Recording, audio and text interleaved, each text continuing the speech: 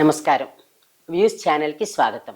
ఈ ఫీల్డ్‌లో ఏమైనా వెళ్లారా? అంటే నేను ఆయన హిందీ వాళ్ళతో ఫోటోలతో కూడా చూశాను. సంజీవ్ కుమార్ గారు వాళ్ళతోటి ఫోటోస్ అవునండి. చూసాం. లేదండి. హిందీ ఫీల్డ్‌కేం వెళ్ళలేదు. అయితే నాన్నగారికున్న పేరు వల్ల, ఆయనకున్న ఈ ఎస్పెషల్లీ సంగీతం వల్ల, ఈలపాట వల్ల వీళ్ళందరూ గూడాను బాగా హిందీ ఫీల్డ్ వాళ్ళందరూ గూడాను 'జయరాజ్' అని గూడా నేను చిన్నప్పుడు ఒక చాలా పేరు మోసిన యాక్టర్ ఉండేవారు. వారు తర్వాత సంజీవ్ కుమార్ గారు మా ఇంటికి రావటం జరిగింది. ఈయన గురించి తెలుసుకొని, వచ్చి కలవటం.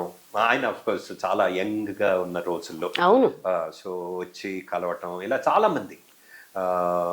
అంటే ఒకటండి, ఆర్టిస్ట్‌లకి అందరికీ ఉన్న ఒక వరం ఏంటంటే, వాళ్ళ టాలెంట్ వల్ల, వాళ్ళున్న ప్రొఫెషనల్ వల్ల చాలామంది వేరే ప్రొఫెషన్స్‌లో ఉన్న వాళ్ళందరూ గూడాను రాజకీయ నాయకులు కానివ్వండి, ఒక ఐఏఎస్ ఆఫీసర్ అవ్వచ్చు, ఒక ఐపీఎస్ వస్తారు, ఆఫీసర్, ఒక అందరూ వస్తారు. డాక్టర్ అందరూ గూడాను దగ్గరవుతుంటారు.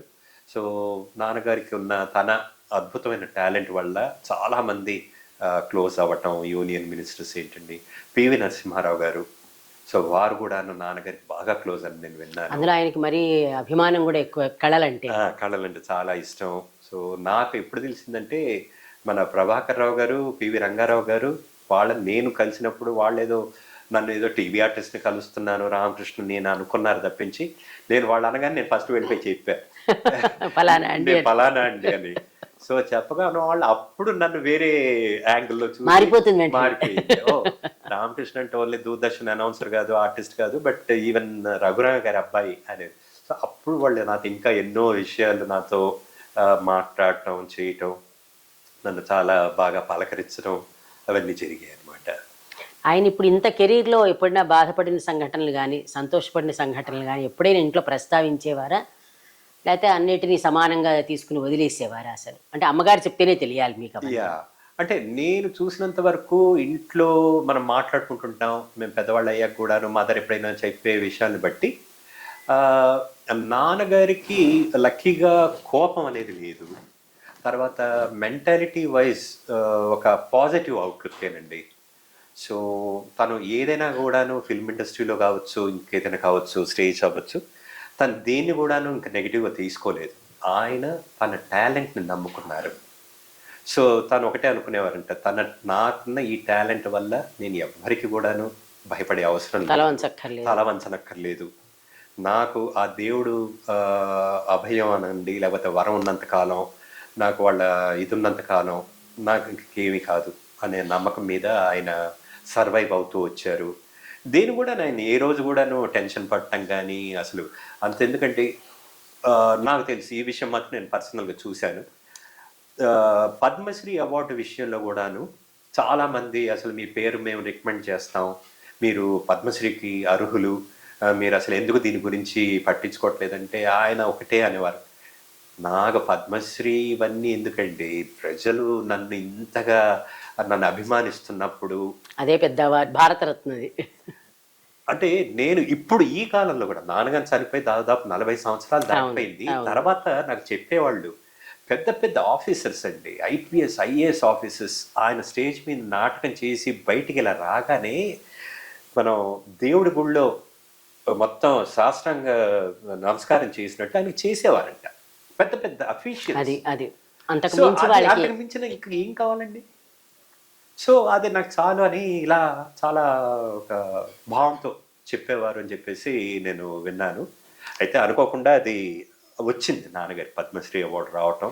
కానీ దీంట్లో మాకున్న ఒక చిన్న బాధ ఏంటంటే, ఆయన ఏ రోజు గూడాను పద్మశ్రీ గురించి వెంపర్లాడలేదు. నాకు రావాలి, అది వస్తేనే నాకొక స్టేటస్ అని. అది.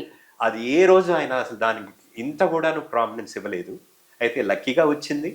కానీ వచ్చిన తర్వాత అది ఉన్నప్పుడు అది ఆయనున్నారు, బ్రతికే ఉన్నారు. ఆయనకు తెలుసు వచ్చింది అని, అది తెలుసుకున్నారు.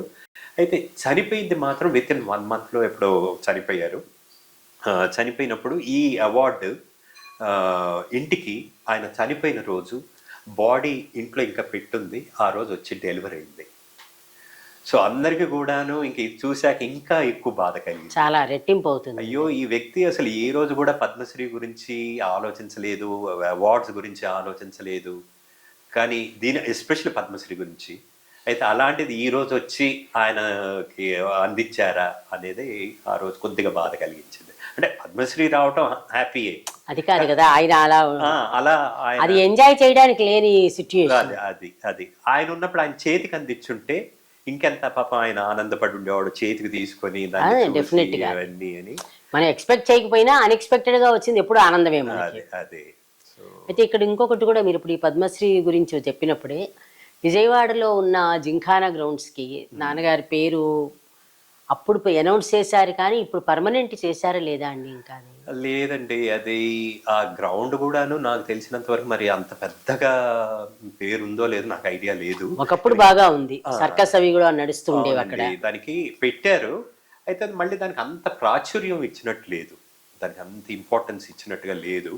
ఆ మధ్యన ఇన్ఫాక్ట్ నాన్నగారి ఫంక్షన్ ఒకటి జరిపినప్పుడు, ఆయన జీవిత గ్రంథం రిలీజ్ చేసినప్పుడు మన ఎస్పి బాలసుబ్రహ్మణ్యం గారు కూడాను స్టేజ్ మీద ఆ రోజు ఈ ప్రస్తావన తీసుకురావటం జరిగిందనమాట.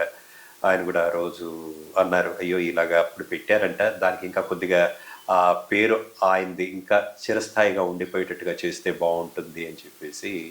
ఎందుకంటే ఆ రోజు మన మండలి బుద్ధప్రసాద్ గారు కూడాను ఆంధ్ర రాష్ట్ర ప్రభుత్వం తరఫున వారు కూడా ఒక మంత్రి కాబట్టి ఆ రోజు అక్కడ స్టేజ్ మీద ఉన్నందుకు బాలుగారు ఎంతో సహృదయంతో ఆ రోజు ఈ పాయింట్ లేవదీశారు. అయితే ఇవన్నీ కూడాను చాలా వీటికి కొన్ని ఉంటాయి. సో మేము దానికి ప్రభుత్వం అంటే దానికి కరెక్ట్ అయిన పబ్లిసిటీ ఇస్తే మేము సంతోషిస్తాం. అదే అందుకే అడుగుతున్నాను. ఇప్పుడు కోయిన్సైడ్ అయిందో ఏమో అయిందో మాకు తెలియదు, కానీ ఒకసారి ఇటీవల అంటే లాస్ట్ ఇయర్ గుంటూరులో ఉండే కోట సత్యనారాయణ శాస్త్రి గారితో ఇంటర్వ్యూ చేసాం హరికథలు. అంటే ఎంత కోయిన్సిడెన్స్, ఇది కూడా అయితే బాగుండు అనడం కోసం ఆ ఎగ్జాంపుల్ చెప్తున్నాను నేను. చేసినప్పుడు ఆయన్ని మీకేమి అవార్డులు రానందుకు మీకు బాధ లేదా అని ఉరికే అడిగితే, అసలు ఇంతవరకు హరికథ అనే దాన్ని ఎవరు కన్సిడర్ చేయటం లేదు, హరికథలో ఇంతవరకు ఎవరికి పద్మశ్రీ కూడా ఇవ్వలేదు అని ఆ ఇంటర్వ్యూలో చెప్పారు. మనకి ప్రూఫ్ కూడా ఉంది కాబట్టి ధైర్యంగా చెప్తున్నాను. ఇది జరిగిన 3 నెలలకి ఆయనకి పద్మశ్రీ అనౌన్స్ చేశారు. అంటే టైం అప్పుడు అనౌన్స్ చేయడం అంటే కోయిన్సైడ్, ఇది మనం ఇంటర్వ్యూ చేస్తే వచ్చింది అని డబ్బా కొట్టుకునే రకం కాదు. ఆ విధంగా ఇది కూడా మీరు అనుకున్నట్టు జరిగితే అది మాకేదో కొంచెం సంతోషం కలిగిస్తుంది, అందుకని అంటున్నాను అనమాట. అట్లా 2-3 జరిగాయి. గరికపాటి గారిని ఇంటర్వ్యూ అయిన ఏడాది తర్వాత ఆయనకి పద్మశ్రీ విన్నాము. అంటే మాకు సంతోషం కలిగింది, అదేదో అని కాదు. అలాగే రామబ్రహ్మం గారు, వేతవల్ రామబ్రహ్మం గారి జీవన సాఫల్య పురస్కారం వచ్చింది. ఇవన్నీ మా ఇంటర్వ్యూ తర్వాత జరిగేసరికి మాకు ఎంత హ్యాపీగా అనిపించిందో. అలాగే ఇది కూడా జరిగితే అది సంతోషం మాకు. అది చూద్దాం ఏం జరుగుతుందో. మైండ్ లో ఆయన ఇదే ఉంది మనకు తెలియదు, జరిగితే డెఫినెట్ గా మీకు వారికి దేవుడికి కూడా, దేవుడికే మనకు కాదు, దేవుడు మన చేత మాట్లాడిస్తాడు, మనం మాట్లాడే మాటలు కాదు కదా ఇవన్నీ. ఊరికే సందర్భం వచ్చింది కాబట్టి ఇది కూడా జరిగింది అనుకోండి, అమ్మ పర్వాలేదు, సంతోషం మా ఎంటైర్ ఫ్యామిలీకి సంతోషంగా ఉంటుంది. ఒక అంటే టాలెంట్ ఉన్న వాళ్ళని, ఆ టాలెంట్కి సరైన వాళ్ళకి గుర్తింపు అని వాళ్ళు కోరుకోరు, కానీ ఆ రంగానికి సంబంధించిన వాళ్ళందరూ అయ్యో ఈయన ఇంత గొప్పవారు, ఇంకా కావాల్సినంత గుర్తింపు ఎందుకు ఇవ్వట్లేదు అని బాధపడే ప్రజలు ఎప్పుడూ ఉంటారు. వాళ్ళ ఆత్మశాంతి కోసం అయినా సరే రావాలి, నాన్నగారి కోసమో కుటుంబ సభ్యుల కోసమో కాదు, ఎందుకంటే వీళ్ళందరూ పబ్లిక్ పర్సనాలిటీస్.